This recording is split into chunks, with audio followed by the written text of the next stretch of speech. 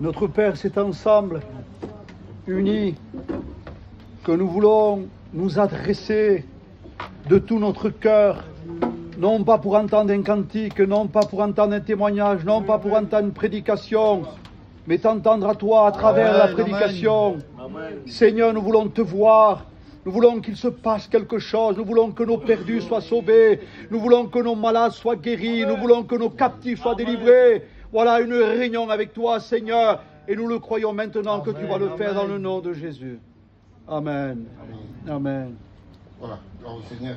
Amen. Désolé pour la voix. On m'a enlevé la glande thyroïde. Et depuis, je n'ai pas une forte voix. Mais bon. Je fais comme les voitures anciennes, une fois chauffée, après ça marche. Gloire à Dieu. Je suis content d'être là. Et là, je pense, vous savez à qui? À la Tonique. Quand il avait avec certains jeunes construit la baraque, avec une poêle à mazout. Je venais souvent pour les pratiques. Souvent. Amen. Il y avait une bénédiction dans cette baraque. Il y avait une présence de Dieu incroyable. Les anciens, sûrement, se souviennent de ça.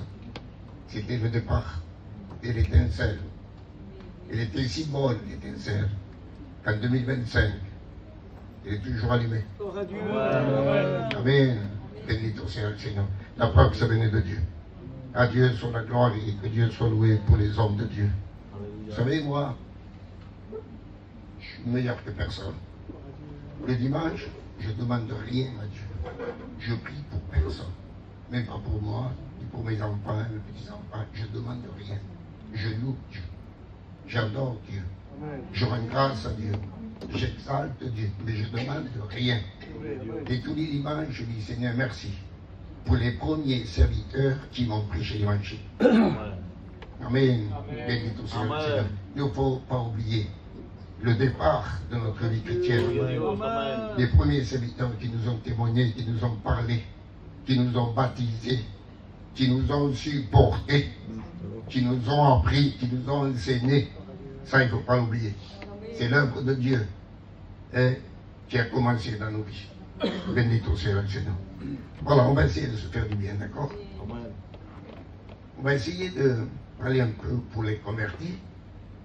Et on va essayer de parler un peu aussi pour le chrétien qui est un peu fatigué. Le chrétien fatigué par rapport à la vie. Vous comprenez ça? Béni au Seigneur. Alors on va lire le premier verset dans Genèse. Excusez-moi si je lis dans le portail, parce que j'ai 63 ans, je ne vois plus comment on va. Alors on va lire dans Genèse 3, 9. Genèse 3, 9. Et David lui dit, mais l'Éternel Dieu appela l'homme et lui dit, où es-tu? Voilà, c'est tout. Dieu a dit à Adam, où es-tu? Ce n'est pas une prédication, ce n'est pas un enseignement, ce n'est pas une réunion, ce n'est pas une mission, ce n'est pas une convention. À l'époque, il n'y a pas d'église, il n'y a pas de Bible, il n'y a pas de loi. À l'époque, il n'y a pas le peuple de Dieu, il n'y a pas de prophète, il n'y a pas d'enseignant, il n'y a rien, il n'y a pas l'école de vie, il n'y a pas de lumière, il n'y a rien. Alors Dieu se voit dans l'obligation d'aller lui en personne, parce qu'il n'y a personne pour envoyer. Et le premier message de Dieu pour l'homme dans le péché, c'est pas un enseignement, c'est une phrase, même pas un verset, une phrase. Où es-tu? Amen. Et que Dieu fasse que ce soir, à travers la parole de Dieu, l'Esprit te montre où es-tu. Parce que bien des fois, on est tellement pris par la situation et les choses de la vie qu'on ne sait même plus où on est. Il faut que la lumière de la parole de Dieu éclaire notre esprit, notre conscience, notre intérieur, pour que nous puissions réaliser comment nous sommes. Amen. Vous comprenez ça? Béni soit le Seigneur. Vous savez que la vie d'aujourd'hui, ce n'est pas la vie que les apôtres avaient à l'époque. À l'époque, c'était les persécutions. Aujourd'hui, on n'est pas persécuté, on n'est pas en péché. Mais les problèmes que nous avons, nous, aujourd'hui, les apôtres ne les avaient pas. Nous, on n'a pas les persécutions, mais eux n'ont pas les problèmes que nous, on a aujourd'hui. Alors, on a besoin de la grâce de Dieu. Et Dieu nous dit ce soir que ce soit toi qui n'es pas converti, toi qui es converti depuis des années. Et bien, le même mot, où es-tu? Amen. Amen. Pour celui qui n'est pas converti, Dieu te dit où es-tu dans ta décision.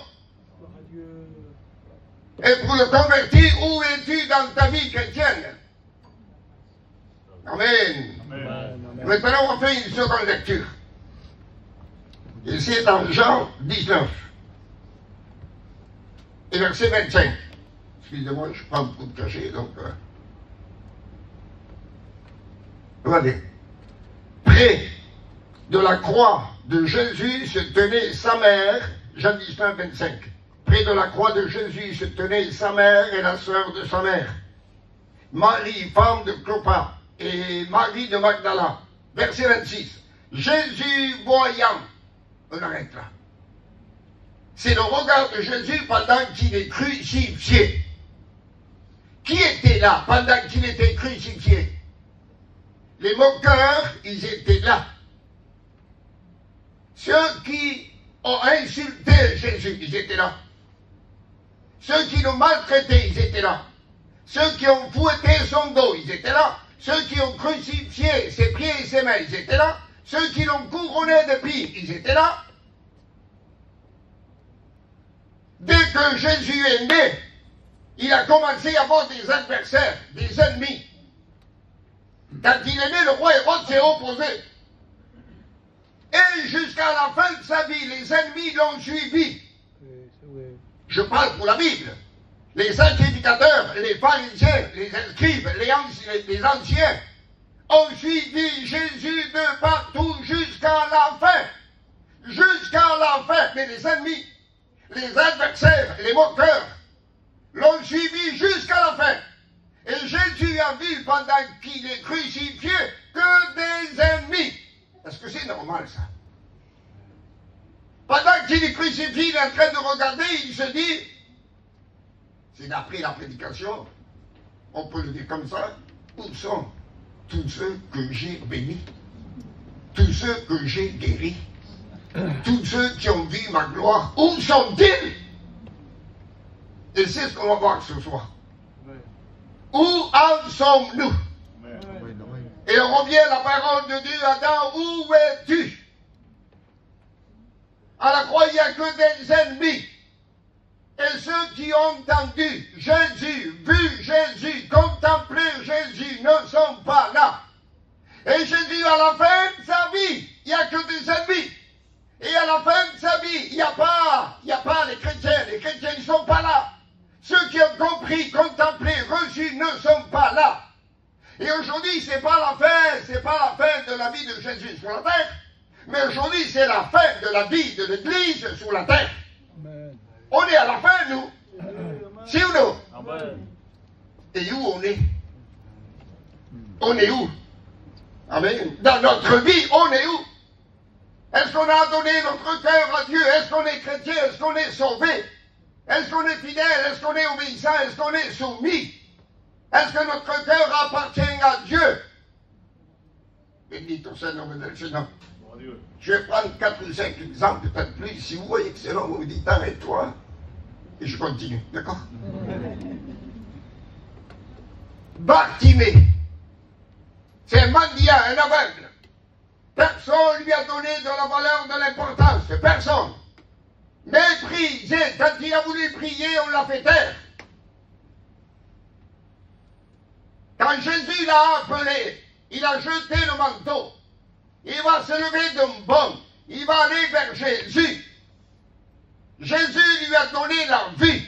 Et ensuite, il a suivi Jésus dans le chemin. Mais maintenant, il est où? Il est où?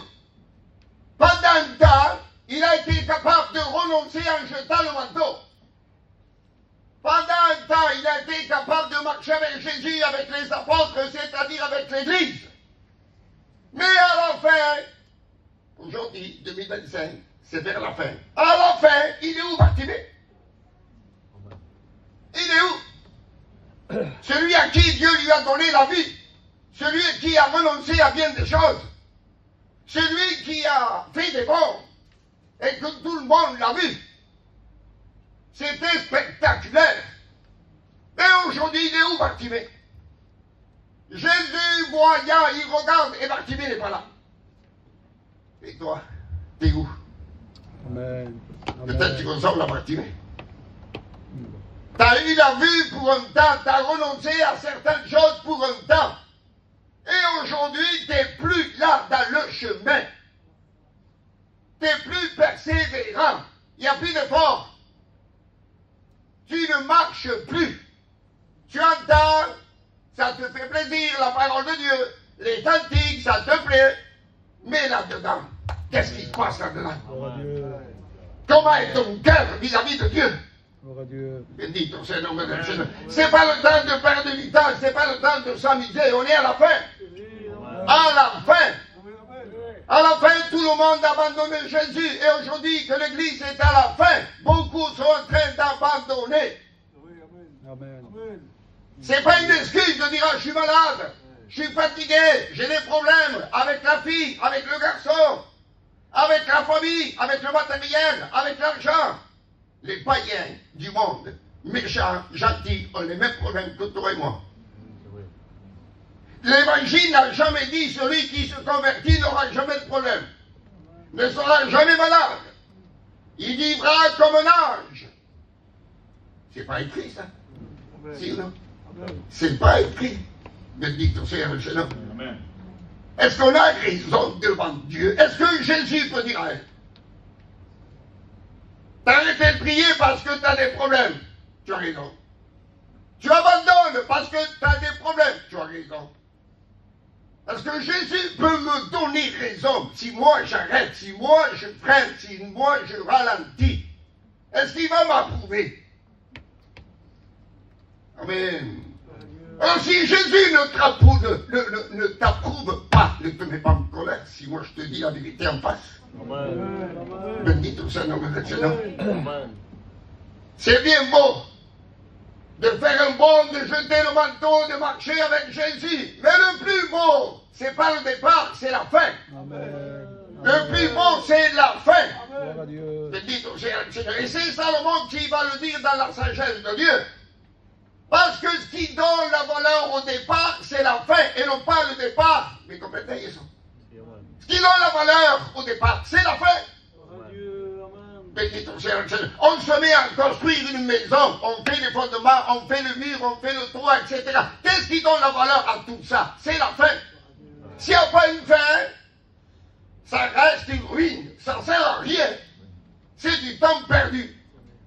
C'est la fin qui donne la valeur au départ. Et où en es-tu? Où es-tu aujourd'hui? Où es-tu? Et peut-être tu fais commandant, tu te caches au milieu de l'assemblée. Et tu es là, tu es commandant.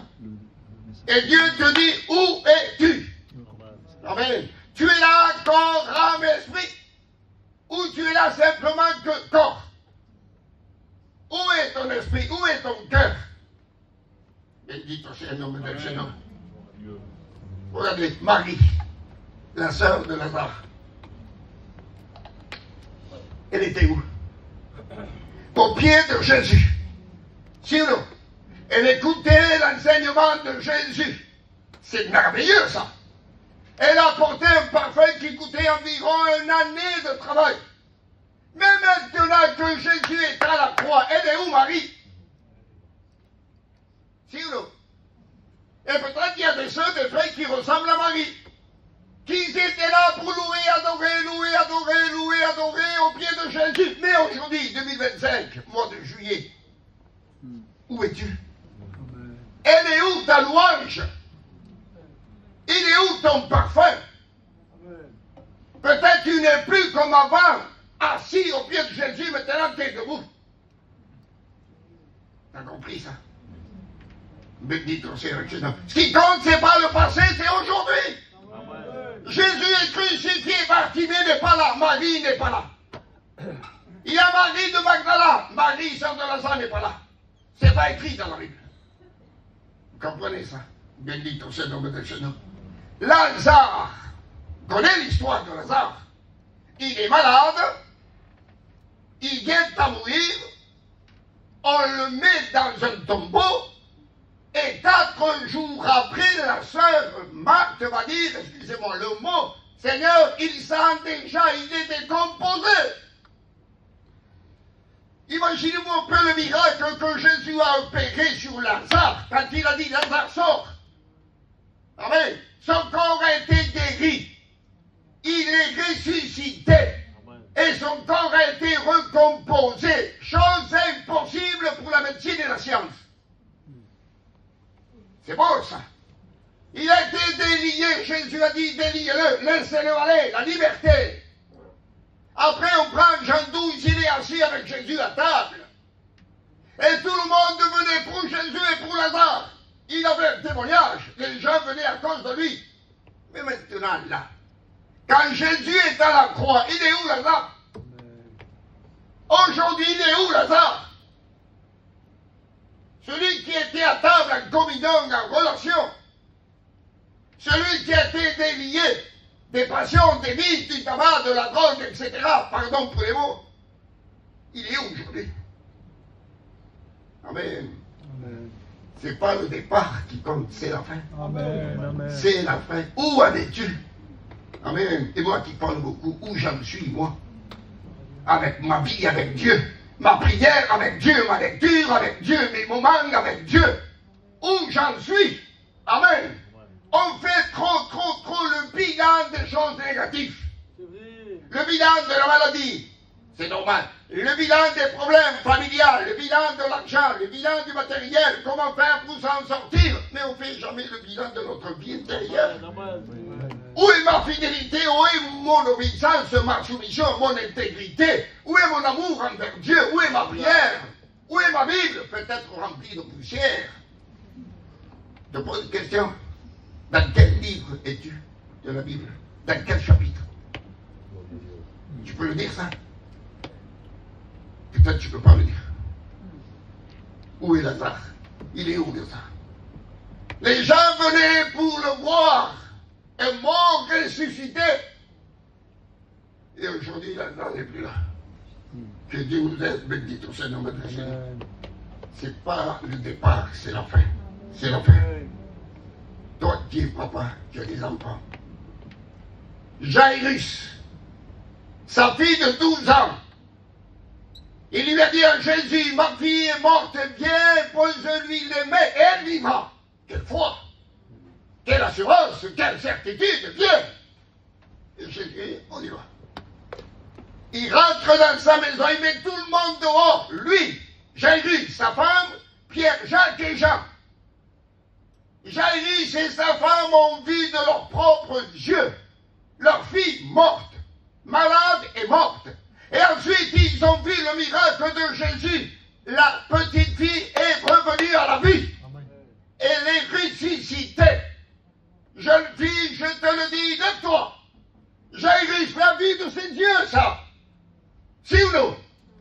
Et maintenant, il est où, Jairus? Et toi, t'es où, toi? Peut-être que Dieu a béni ton fils, ta fille, ton petit-fils, ta petite-fille, un membre de ta famille. Mais toi, t'es où aujourd'hui? Alléluia. Et le jour où la petite fille est revenue à la vie, imaginez-vous, Jairus et sa femme, la joie, l'allégresse. Amen. Ils étaient prêts à tout donner. L'argent, le matériel, tout.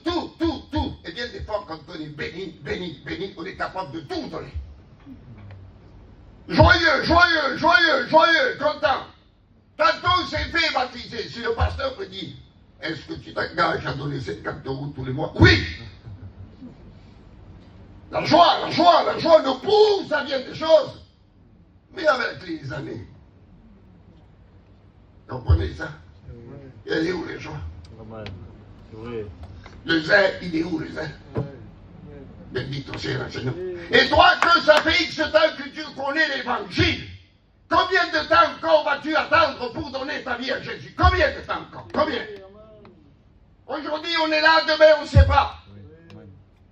Ce soir, jeune garçon, jeune fille, ancien, couple, demain, on ne sait pas si on est vivant ou pas, on ne le sait pas, on ne peut pas le certifier. Qui peut dire, demain, à midi, je mange une paille là? Sûr et certain. Il n'y a personne qui peut le dire, même pas le pape. Personne ne peut le dire, mais pas Emmanuel Macron. Si ou non? Quant à la vie et la mort, on n'est sûr de rien. Et on met du temps à se convertir. Et on met du temps à donner sa vie à Dieu. Tu n'as pas besoin d'être évangélisé, tu es au courant, tu connais. Tu n'es pas ignorant, toi. C'est pas comme à notre époque, il y a 40, 50 ans à l'arrière, que les gens étaient ignorants, ils ne savaient pas. Ils sont où les ignorants aujourd'hui? Ils sont où? Dans le peuple gitan, il n'y a plus d'ignorants. Ils savent qu'est-ce que c'est l'idolâtrie, le baptême de l'enfant. Ils savent qu'est-ce que c'est le mal et le bien, le péché, la sainteté. Ils sont au courant. La preuve, quand ils ont un problème, ils ne vont plus voir le curé, ils viennent voir les serviteurs de Dieu. Il n'y a plus d'ignorants. Donc, tu n'as pas d'excuses. Tu sais, dans le paradis, il n'y a pas d'ignorants. Hein? Excusez-moi, c'est la vérité. En enfer, il n'y a pas d'ignorants. Lorsque le mauvais riche est allé dans le séjour des morts, est-ce qu'il a dit, mais qu'est-ce que je fais ici? Je suis un juif, je connais la loi, moi. Qu'est-ce que je fais ici? Il n'était pas étonné d'être là. Lazare, il est dans le ciel d'Abraham, il était étonné. Il n'a pas dit, mais qu'est-ce que je fais là? Il n'était pas étonné. Ça veut dire qu'en enfer, il n'y a pas des ignorants. Et au paradis, il n'y a pas des ignorants. Bendit au Seigneur chez nous. Ça veut dire pas d'excuses.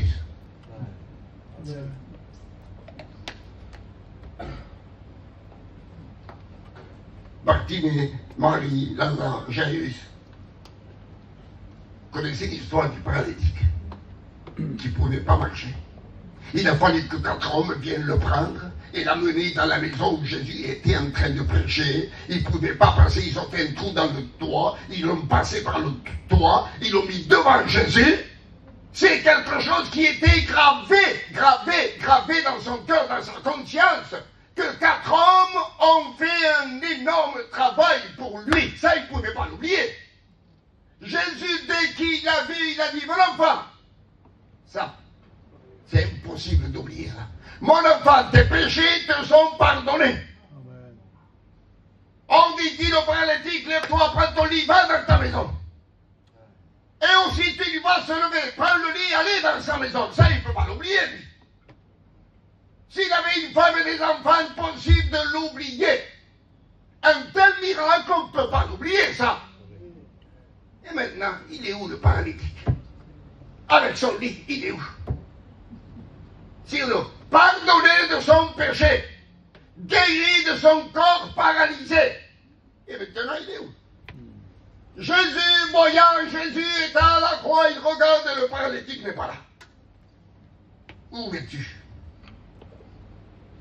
On t'a témoigné, on t'a parlé comme les 4 hommes, on t'a transporté à l'église. Jésus t'a béni.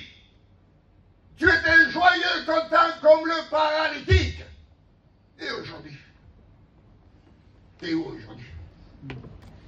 Béni au Seigneur. Où es-tu avec Jésus? Où es-tu avec Dieu? Bendito sea el nombre del Señor, a Dieu soit la gloire. Que vas-tu faire? Tu vas dire, ah, elle croit qu'il prêche bien. Ça vaut rien. Excusez-moi, c'est la vérité. Amen. Ne parlez jamais de l'homme. Jésus, Jésus, Amen. Jésus. Amen. Tu veux te souvenir de moi quand tu pries, après c'est fini. Bendito sea. Aujourd'hui, les gens aiment la belle prédication, le beau message. Mais ça vaut rien. Excusez-moi, ça vaut rien. Ça n'a pas de valeur. C'est la même chose quand on était dans le monde et qu'on aimait écouter un bon chanteur et écouter un bon joueur de guitare. C'est la même chose. Ça reste à l'oreille. Moi, ce que j'aime, c'est le message qui me dérange. Qui dérange ma vie. Et qui me dit, ça c'est pas bon, ça c'est pas bon, ça c'est pas bon. Dites au Seigneur, la Dieu, non, ne cherche pas la belle prédication. Ça, cherche le message qui va sauver ta vie, qui va transformer ta vie, qui va changer ta vie. Dites au Seigneur, la Dieu, vous prenez aujourd'hui quelqu'un, vous lui dites, ah, tu chantes super bien, il est super content. Tu lui dis, attends, si tu continues comme ça, tu ne pourras plus chanter. Quoi? On ne peut pas reprendre quelqu'un aujourd'hui. Si on ne voit pas quelqu'un, ne le voit plus. C'est vrai ou pas? Béni ton Seigneur, à Dieu soit toute gloire. On n'est pas attaché à un titre, à une fonction, à un ministère. On est attaché à Jésus. Jésus, Jésus, Jésus. Amen. L'attachement à Jésus donnera la valeur au ministère, à la fonction, etc. Béni ton Seigneur, à Dieu soit toute gloire. Alléluia. Pardonné, guéri, mais il n'est pas là. Combien de gens ont été bénis? Combien de gens ont été guéris? Et aujourd'hui, ils sont où? Ils sont où? Où est la reconnaissance? Où est la gratitude envers Dieu? Où est le remerciement envers Dieu? Béni ton Seigneur, Dieu ne veut pas qu'on le dise. C'est bien de le faire, mais ce n'est pas suffisant. Dieu ne s'attend pas à dire merci, merci, merci, merci. Dieu veut que ta façon de vivre lui dise merci. Amen, amen. C'est beau de dire mon âme te loue, mon âme t'exalte. C'est plus beau que ma vie le dise. Ma façon de vivre doit le dire afin que la bouche le dise. Parce que Dieu me voit vivre et après Dieu m'entend louer. Et ce que Dieu entend et ce que Dieu voit, des fois, c'est pas d'accord. Ma bouche va dire mon âme te loue, mon âme te loue. Et dans ma vie, mon âme ne loue pas Dieu. Et Dieu voit un désaccord. Donc c'est ma vie qui compte. C'est ma vie qui compte. Et c'est ma vie qui va donner la valeur aux paroles qui sortent de ma bouche. Amen. Dites au Seigneur, à Dieu, sans toutes les voix. Continue. Amen. Le lépreux, Matthieu 8. Condamné à vie, rejeté, éloigné, abandonné, mis à part par le droit de rentrer dans le village où il habitait. Mis dehors. Jésus vient vers lui. Il dit, si tu le veux, Seigneur, tu peux me rendre pur. Quelle foi!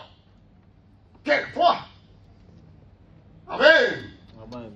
Si tu le veux, tu peux. Et Jésus a dit, je le veux. Et Jésus l'a touché, il a guéri instantanément. Il a purifié, il a transformé son corps. Son corps n'était plus le même. Amen.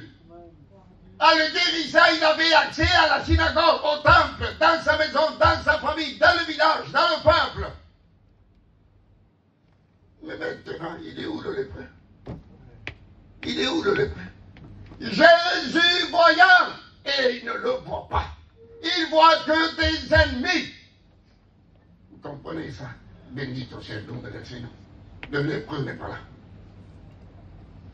Et vous savez qu'est-ce que c'est la lèpre? C'est l'image du péché. Du péché. Écoutez bien. La lèpre, c'est le péché qui est vu, connu de tous. Le péché, c'est pas le péché caché. Parce que la lèpre, ça se voit. C'est l'image du péché visible. Quelqu'un, excusez-moi 1000 fois, qui filme, ça se voit, qui se drogue, ça se voit, qui boit, ça se voit, qui vole, ça se voit, qui trafique, ça se voit, ça. Si ou non, ça se voit, ça. Il y a des péchés cachés, mais ça, c'est le péché visible. Et Jésus l'a changé. Jésus l'a transformé. Mais maintenant, il est où? Il est où? C'est pas que le miracle a été pour autant, le miracle a été jusqu'à la fin de sa vie. Mais lui, il n'a pas utilisé le miracle jusqu'à la fin de sa vie. Il n'a pas mis au service de Dieu. Béni ton Seigneur, le Seigneur, la Dieu, sur toutes les gloires. Purifié, transformé. Mais aujourd'hui, il n'est pas là. Je ne sais pas si toi, tu te vois dans ces personnages. Qu'il a ne plaît plus encore. Pierre. Il a marché sur l'eau. Quand même, hein? Il faut le faire, hein? Qui a marché sur l'eau? Qui? Mais pas Moïse. Qui? Paul non plus. Daniel non plus. Personne n'a marché sur l'eau. Il a marché sur l'eau. Il a fait la pêche miraculeuse. Il a vu Jésus transfiguré sur la montagne. Il a vu Élie et Moïse. Ça, Paul, il ne l'a pas vu. Et Paul non plus. Quelle merveille, quel privilège, quelle gloire de voir ce qu'il a vu. C'est ou non? Mais maintenant, il est où? Il est où? Il a renié Jésus et en plus, il est en train de le suivre de loin. De loin. Où es-tu? Où je suis? Où en sommes-nous? Amen. Où en sommes-nous dans la vie chrétienne?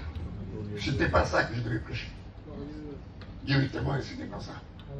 Je voulais prêcher autre chose. Mais hier soir, Dieu m'a travaillé. J'étais dans une réunion, j'écoutais les serviteurs. Et je pensais au message de ce soir. Et je disais, Seigneur, donne-moi une petite approbation pour le message de demain. Et Dieu a désapprouvé le message que moi j'ai préparé. Amen. C'est moi qui voulais ça, c'est pas Dieu, c'est moi. Mais Dieu voulait celui-là.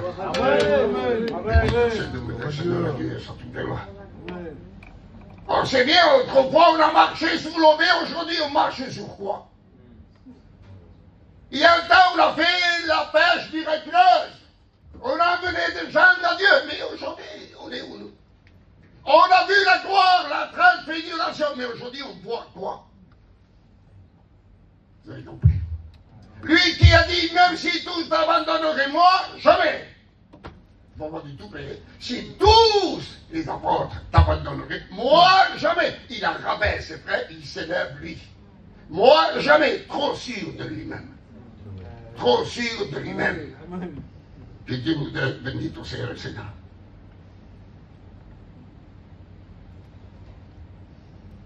Encore un, après je termine. Ça va, c'est bon? Vous voulez pas? Matthieu 14, la multiplication des pères. C'est merveilleux ça. 5000 hommes à part les femmes et les enfants. 5000 hommes. Imaginez-vous qu'il y avait 4000 hommes mariés. Donc ça fait déjà 9000. Non, 8000. Plus 1000 non mariés, ça fait 9000. Imaginez-vous que les couples avaient, minimum, parce que les Juifs, les Arabes, les Italiens, les Gitans, c'est pareil, on a beaucoup d'enfants. Imaginez-vous, chaque couple avait au moins 5 enfants, ça fait 29 000 personnes, 29 000 bouches. C'est calculé, c'est pas la Bible, c'est moi. Ils ont mangé le miracle, ils ont vu le miracle, ils ont touché le miracle, ils ont mangé le miracle. Mais maintenant, ils sont où? Cette multitude-là, ils sont où? Ces 5000 hommes, les femmes, les enfants, ils sont où? Quand il y avait la multiplication des pays, ils étaient dans la joie, quelle allégresse! Qu'est-ce qu'on voit aujourd'hui? Un miracle! Jésus a multiplié le pain. Le jeune homme là, le jeune homme qui avait 5 pains de poisson, il est où lui? Il est où? Lui, il pouvait certifier qu'il n'y avait que 5 et 2 poissons. Il pouvait le certifier, c'était à lui. Mais maintenant, il est où? Il est où? Béni au Seigneur, Seigneur. C'est bien gros dans le temps passé, il y avait de la joie, il y avait de l'allégresse, il y avait la paix, il y avait des chants. Mais maintenant, Jésus, voyant, il regarde. Et peut-être dans les 5000 ans, il n'y avait même pas un seul. Vous avez compris ça? Qu'est-ce qu'on fait aujourd'hui? Qu'est-ce qu'on va faire ce soir? Quelle décision nous prendre? C'est sérieux. Il n'y a pas plus sérieux que la parole de Dieu. Le plus grand respect, c'est la parole de Dieu. Des fois, nous, les gitans, on dit pardon. On n'est pas, nous, les gitans, plus respectueux que la Bible. C'est vrai. Si ou non? Béni au Seigneur. Et des fois, parce que nous sommes gitans, on est obligés, nous, les serviteurs, de pardon. Où en sommes-nous avec la parole de Dieu? Où en sommes-nous dans la vie chrétienne? Béni au Seigneur. Et je reprends Jean 19. Regardez le verset 26. Jésus, voyant sa mère et auprès d'elle, qui? Le disciple qu'il aimait. Ah, il y en avait un qui l'a suivi toute sa vie. C'était l'apôtre Jean. Il était là, lui. Amen. Lui, il dormait où? Il se couchait où? Sur la poitrine de Jésus. C'était le plus proche de Jésus. Mais il a été le plus proche jusqu'à la fin. Jusqu'à la fin. Et c'est la fin qui a donné la valeur à son départ. Béni Bendito sea el nombre del Seigneur. Parce que ce soir, on aurait pu dire à quoi ça sert d'être couché sous la poitrine de Jésus. Et après, on n'est plus là. À quoi ça sert? Vous comprenez ça? Comme Pierre, il marche sur l'eau et après il s'enfonce. À quoi ça sert de faire 3 pas et après s'enfoncer? À quoi ça sert? Si ou non? Bendito sea el nombre del Seigneur. Auprès de la croix de Jésus, Jean était là. Ça, c'est la bonne place. Ça, c'est la bonne place. C'est la place du chrétien. Aujourd'hui, le 4 juillet, soit le 4 juillet 2025, tous à l'exception, nous devons être là. Près de la croix de Jésus. Pas près du problème, près de ceci, près de cela, loin de cela. Physiquement proche et spirituellement parlant, et éloigné de cela, proche de Jésus. Vous avez compris ça? Bendito sea el nombre del Seigneur. La bonne place, c'est à la croix. C'est à la croix, c'est pas à notre endroit. Bendito sea el nombre del Seigneur, à Dieu soit toute la gloire. Et donc, où es-tu? Où en sommes-nous? Pour monter, faire partie de l'enlèvement, pour monter, il faut être proche de la croix. Si on est loin de la croix, qu'on suit de loin, croyez comment toi. Maintenant, on va se poser une question sérieuse. Si Jésus viendrait maintenant, moi j'ai 21h36, s'il viendrait maintenant, quand sera-t-il de ta vie? Quand sera-t-il de ma vie? Moi qui parle beaucoup. Quand sera-t-il de notre vie? Est-ce qu'on est sûr? Est-ce qu'on a l'assurance? Non pas nos capacités, mais est-ce qu'on a l'assurance qu'on partira avec lui? C'est l'essentiel, c'est le plus important. Si on s'efforce, si on supporte, si on persévère, la raison c'est quoi? C'est pour monter. Si ou non? C'est pour être prêt. C'est pour aller au ciel. C'est pas pour obtenir certaines choses que sur la terre, c'est bien beau, mais l'essentiel de nos efforts, Jésus a dit, celui qui aura persévéré jusqu'à la fin sera quoi? Sauvé. Sauvé. Sauvé. Bendito sea el nombre del Seigneur, la Dieu soit toute la gloire. J'ai fait une petite liste. Ça, je l'ai reçu à 17h aujourd'hui. Mes yeux sont fixés où aujourd'hui? En Jésus ou le problème?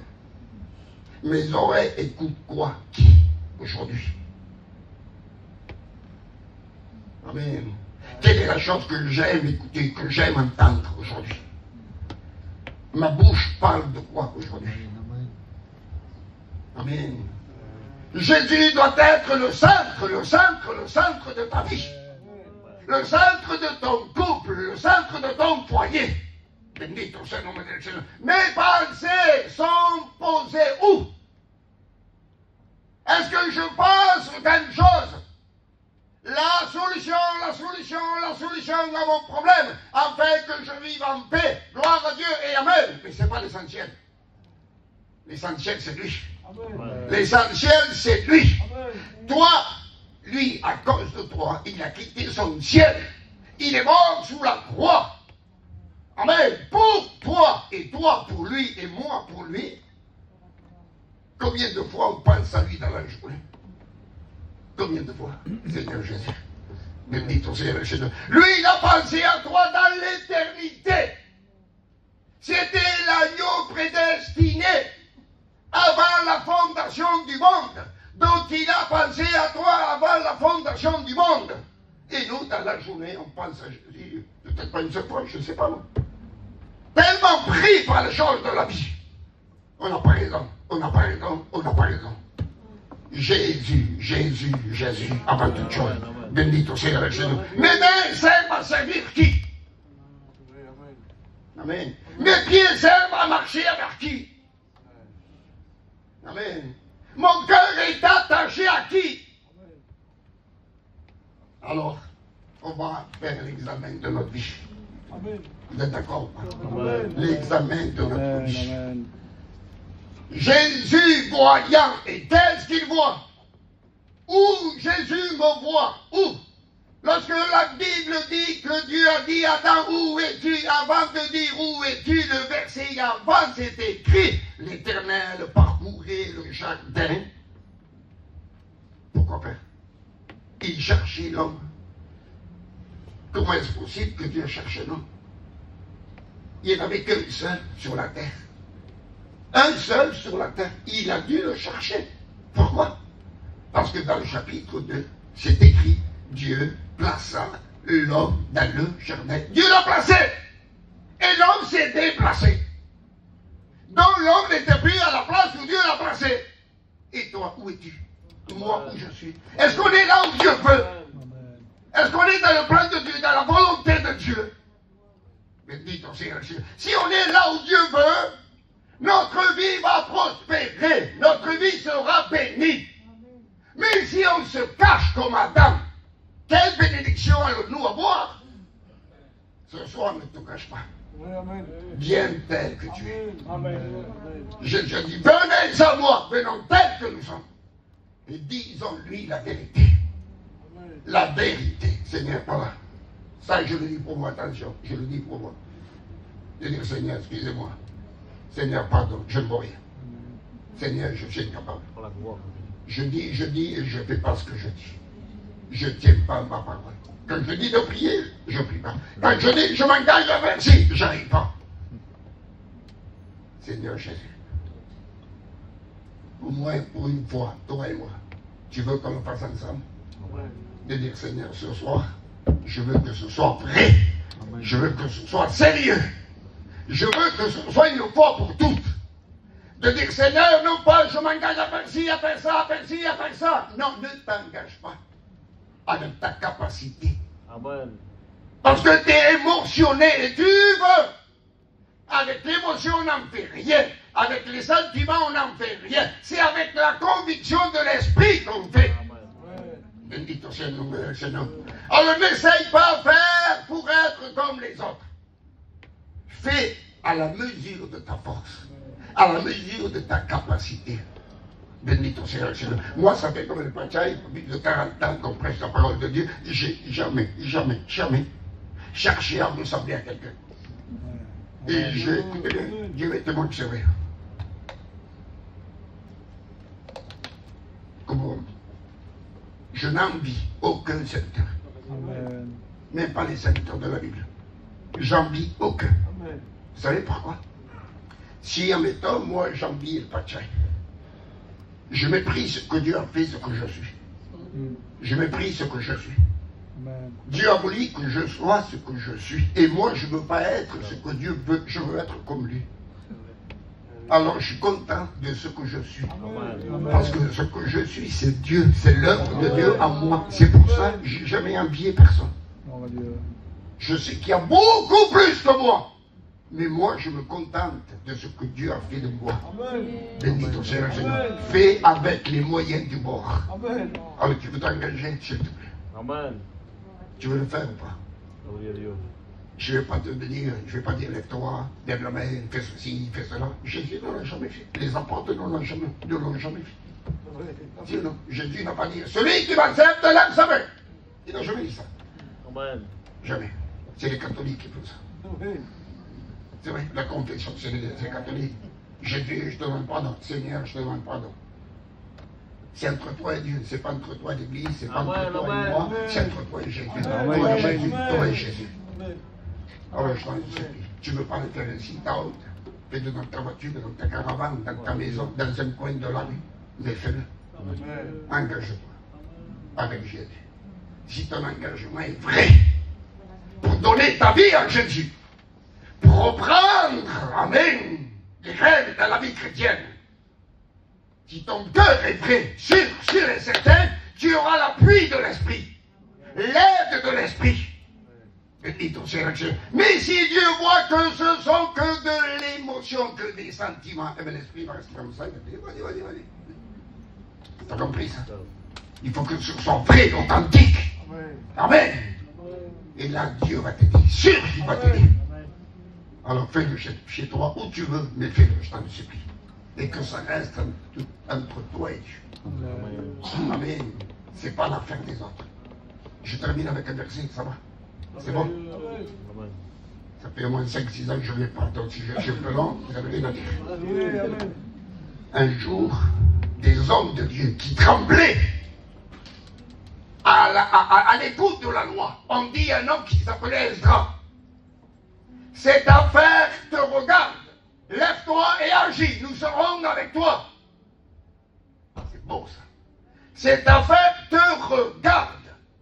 C'est à toi d'agir, c'est toi qui dois le faire. Parce qu'Ezra était par terre en train de pleurer, les habits déchirés. Et les hommes de Dieu viennent le voir. Ils vont dire, lève-toi. Cette affaire te regarde, c'est toi qui dois agir.